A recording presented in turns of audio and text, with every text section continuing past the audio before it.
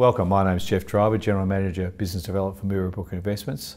Over with me today, Mark Freeman, who's the CEO, and Kieran Kennedy, who's the Portfolio Manager for Mirrabooka Investments. Mark, we've just released our full year result to the 30th of June for Mirrabooka.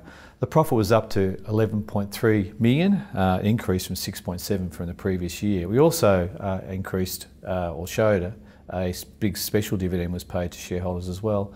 Do you want to comment firstly on the increase in income and then on the payment of the special dividend?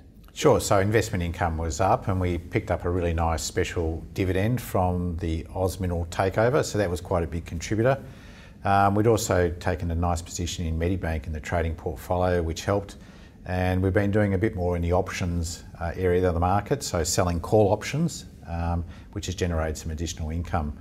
So just in terms of when you delve into perhaps the special dividend, and Mirrabooka's got a long history of paying special dividends, and so when you're investing in mid and small cap stocks, there can be a little bit of turnover from time to time.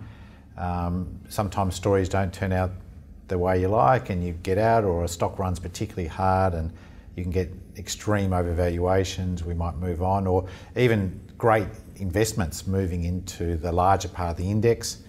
We want to focus on small and mid caps. Often they generate large capital gains. So the generation of capital gains is a big part of Mirrabooka. When we produce a capital gain, we pay tax, which generates franking credits. And so we've been building quite a large pool of franking credits within the company. We've been doing our best to get those back to shareholders over time, but it's still been growing. So again, when we look at the payment this time, it's really recognising that there is quite a significant pool of franking credits.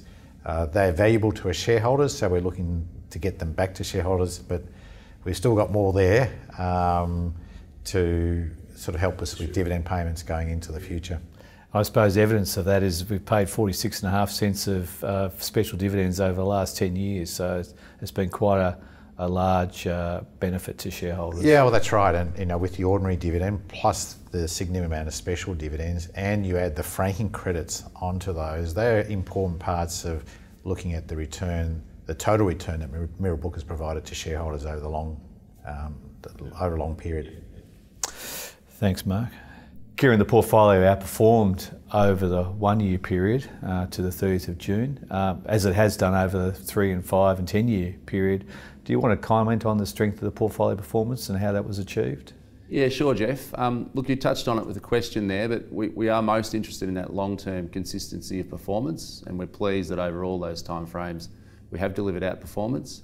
But obviously as an annual result, we're also interested in how we've gone over the last year, and we understand that shareholders are, and it's pleasing in this period to deliver a performance of just under 18% on the portfolio return versus our benchmark at just over 14%, so some good outperformance there. The drivers of that have been in a few areas. Firstly, we've had some really good performance from a couple of newer additions to the portfolio. Firstly, Gentrack, which is a utilities software company out of New Zealand. They've been really well received in the market with some of their recent updates in terms of their trading, and it turns out we bought that exceptionally well. So the shares have recovered or performed by over 100% over the 12-month period, which is quite incredible.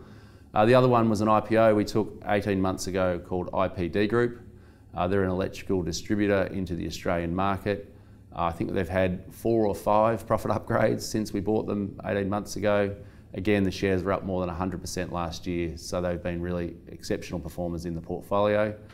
More broadly, consistent with our long-term approach, companies like Carsales and AUB Group have continued to deliver on really good, consistent long-term earnings growth and been well received in the share market this year. And then importantly, companies like Reece, Temple & Webster and Pinnacle Investments, they've seen more volatility in recent years, but our approach to investment is to be fundamental and long term, and we've seen really good rebound in the share prices of those, which help those results as well. I would call that one area of the market we have been underexposed in, which has actually been a headwind to our performance, and that's in the mid-cap resources part of the market, most specifically for the new electric vehicle, batteries, materials sort of companies. We find those a bit too cyclical for our long-term approach, and our stock selection elsewhere has more than made up for the headwind of not having a good exposure in those companies, which has been pleasing. And Kieran, in terms of the adjustments made to Mirrabooka tends to have a higher portfolio turnover than some of our other LICs within our group. Can you explain the sort of background to that and what adjustments did you make during the year? Yeah, sure, Jeff. Look, in this part of the market, you do get more share price volatility. I guess companies go through phases where there's a lot of excitement and hype at times, and you can get some stretch valuation. And you do have companies that do, I guess, they either mature or they can disappoint, and you need to work out when it's time to move on from those. So there's naturally a higher level of turnover from that. So we're always out in the market just hunting down good opportunities where we see good long-term value and good people that we can trust, and really of a sufficient quality of company that we think it's robust enough to allocate our shareholders' capital to it. So we've seen more of that through the year. Our selling this year has been more in that category of companies that some of them have been long-standing, that sort of reached a point of maturity. So there I'm talking about companies like Iress, Invacare and Ansell, which we just felt it was time. Their time was up really in the portfolio, and it was time to find some new, fresher ideas. NextDC was a company we sold because we think the growth is still good there, but we just think the returns on capital probably won't be quite as strong going forward as they've been in the past. And we have a good exposure with Macquarie Telecom in that data centre space in any case. And then in terms of finding new opportunities, I mean, this is the part of the job that we really love. We're always out looking for something new and interesting. Oftentimes it's things we've owned before, but this year we picked up some good opportunities in OFX, which is a foreign currency transactional business, which we think's got good prospects going forward. We bought into Ardent Leisure Group again. That's the Dreamworld operator. We think there's some really good value in that company, a really strong balance sheet and a good operator running it. Vista Group, which is a cinema software company out of New Zealand, which we think's got really good prospects for the next 5 years.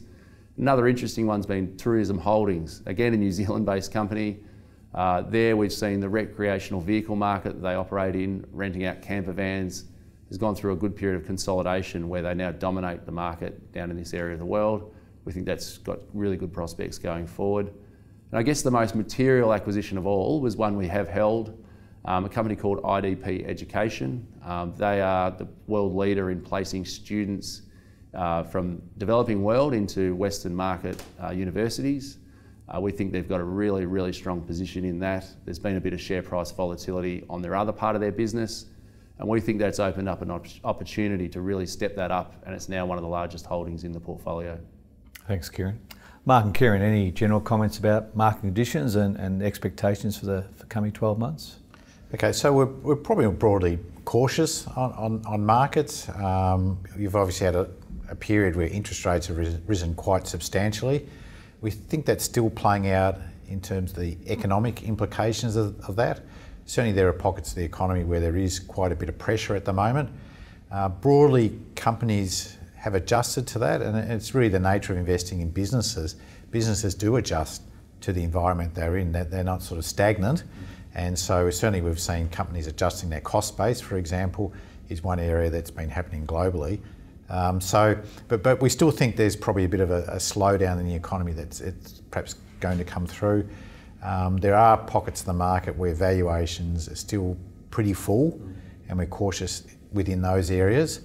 But I guess the opportunity that the team have is when you're investing across mid and small companies, you know, there's a lot to pick and choose from, there's a lot going on, and there's always pockets of value appearing.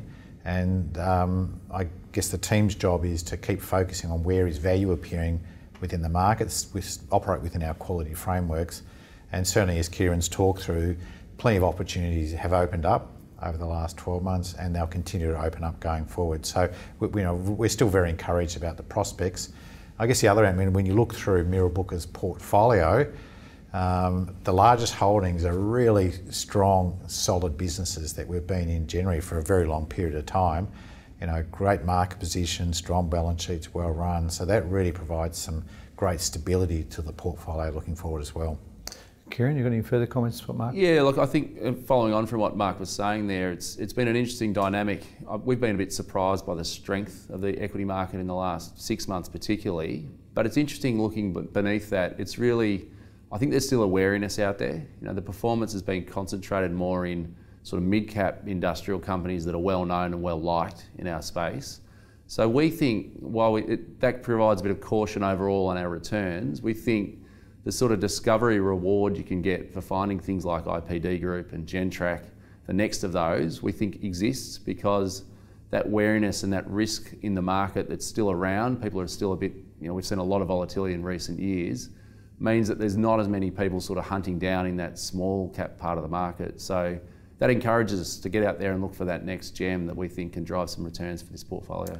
Well, Mark and Kieran, on that note, thanks for your time today. Thank you.